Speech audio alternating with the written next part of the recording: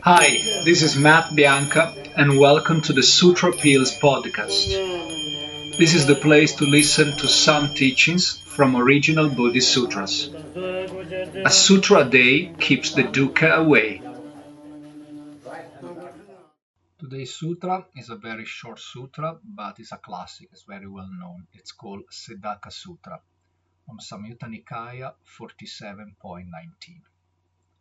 This time Gautama was in a city called indeed Sedaka, telling a story to his followers. And in his word, once upon a time, monks, a bamboo acrobat, having erected a bamboo pole, addressed his assistant shout, "Climb up the bamboo pole and stand on my shoulders." "As you say, master," the assistant answered the bamboo acrobat, and climbing the bamboo pole stood on his shoulders. So then the bamboo acrobat said to his assistant, "Now you watch after me, my dear friend, and I will watch after you. Thus, protecting one another, watching after one another, we will show off our skill, receive our rewards, and come down safely from the bamboo pole." When he had said this, the assistant said to him, "But that won't do at all, master. You watch after yourself, and I will watch after myself.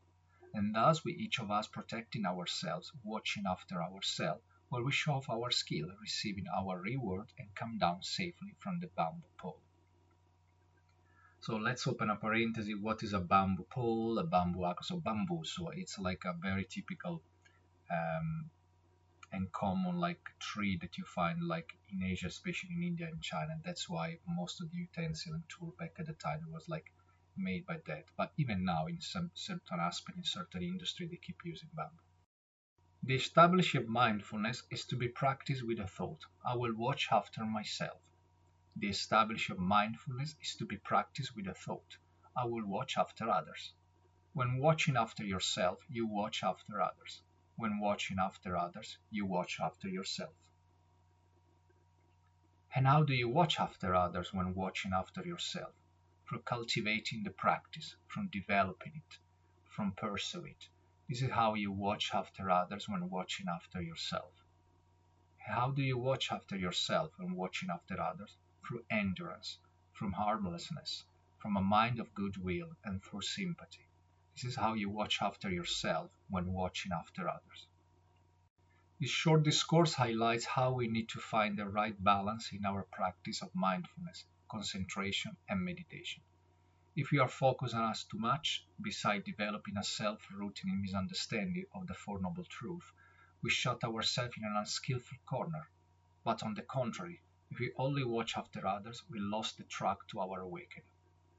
If we don't apply wisdom to our compassion, we will keep making the same mistakes without understanding the reason. In the last two paragraphs of this discourse, Gautama highlights how the practice of meditation can affect each other aside. The more you contemplate and go into a serious meditative practice, the more you will be interested in understanding your neurotic behavioral patterns, and with the right effort, you will be gentle to yourself and others. So let's clarify a bit this concept like mindfulness, concentration, and meditation. It's a huge and complex topic, but I'll try my best to give you like a simple explanation because I hear too many people that are confused. They think it's all the same, so mindful meditation and vice versa, but it's not. So the human mind is a complex thing. They can do a lot of thinking, planning, creating, imagining. But sometimes our thought can get all jumbled up and chaotic. That's where concentration comes in.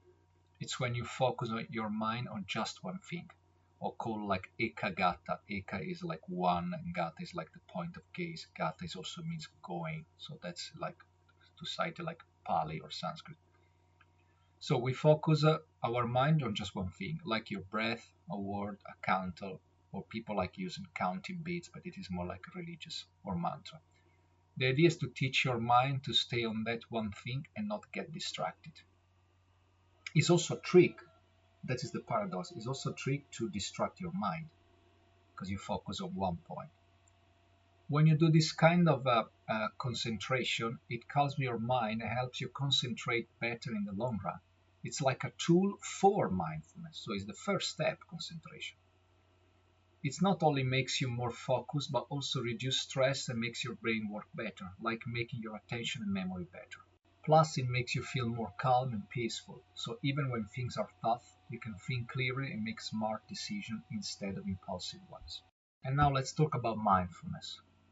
Mindfulness is being fully aware of the present moment, including your thoughts, feelings, surroundings, without getting overwhelmed or reacting hastily.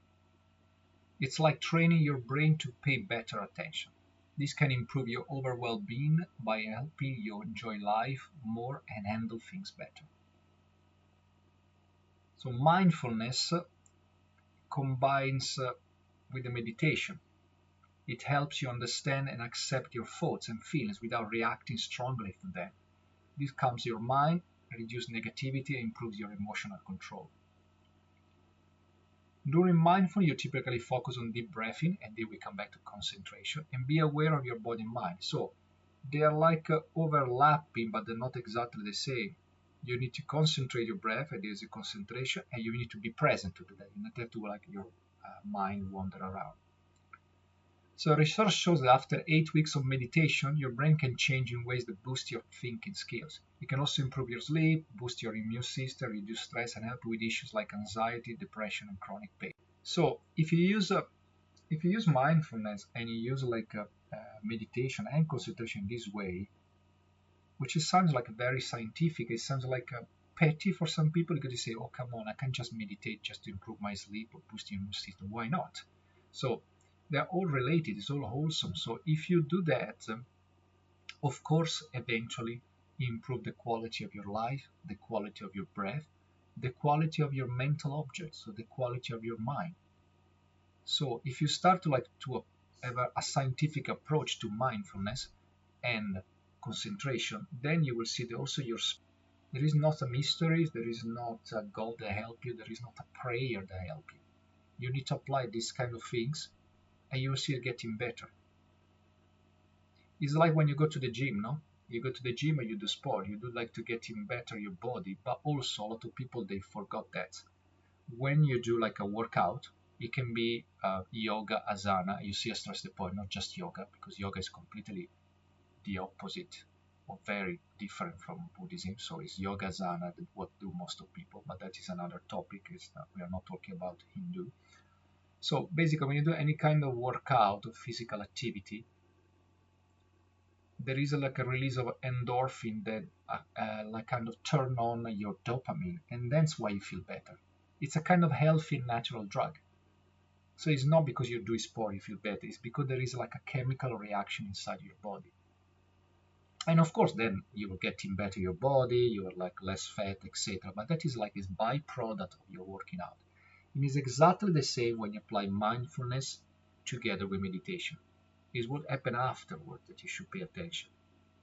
You should have like a nice, just to use an oversimplified word, mindfulness and meditation. But then it's how long lasts during your day, and what is the result? What is the change in your day?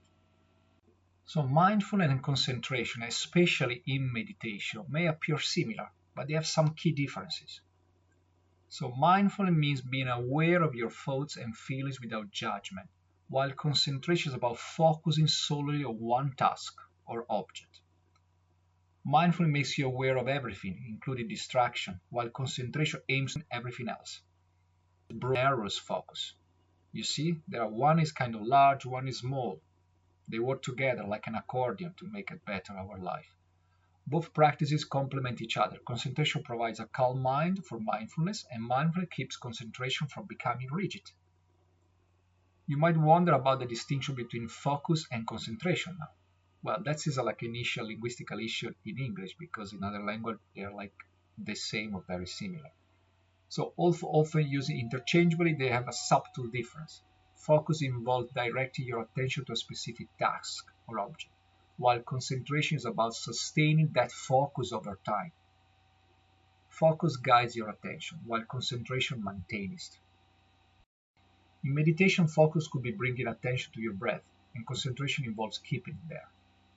Both are crucial in concentration in meditation. Without focus, your mind scatters, and without concentration, your focus remains shallow and fleeting.